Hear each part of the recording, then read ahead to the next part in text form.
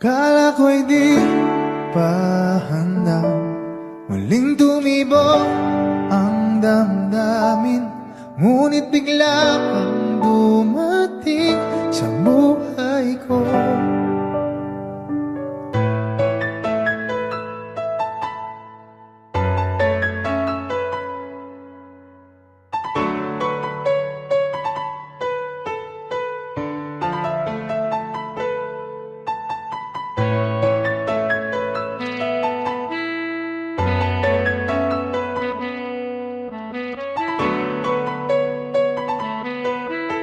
Sana ay ingatan ka niya.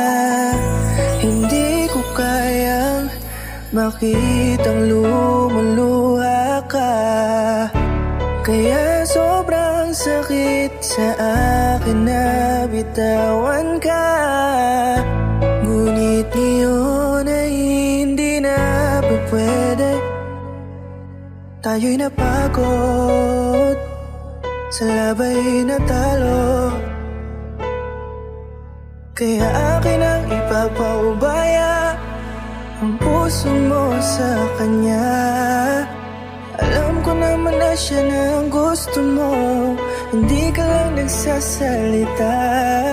Pagmula nang tayo ay naghiwalay, ay iba na ang iyong ngiti.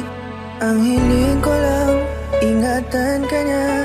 Ako nang bahala sa hapdi. Hindi ka man sa'kin binigay, ay sana'y kapalit naman ito ay ika'y liligaya.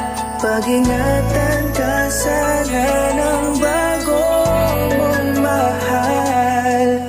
Yan ang araw-araw ko sa Diyos ay pinagdarasal.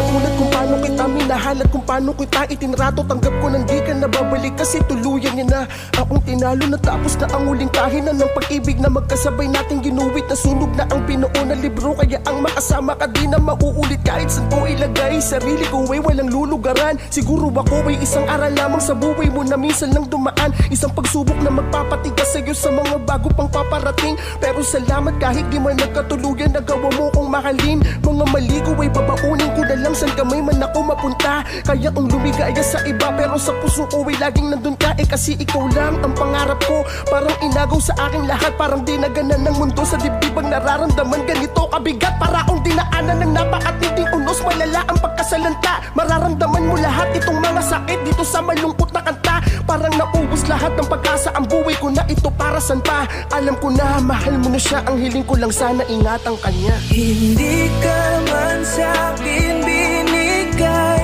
ay sana'y kapalit naman ito ay ika'y liligaya. Pag-ingatan ka sana ng bago mong mahal. Yan ang araw-araw ko sa Diyos ay pinagdarasal. Hindi ka man sa'kin binigay, ay sana'y kapalit naman ito ay ika'y liligaya. Pag-ingatan ka sana ng bago mong mahal. Yan ang araw-araw ko sa Diyos ay pinagdarasal.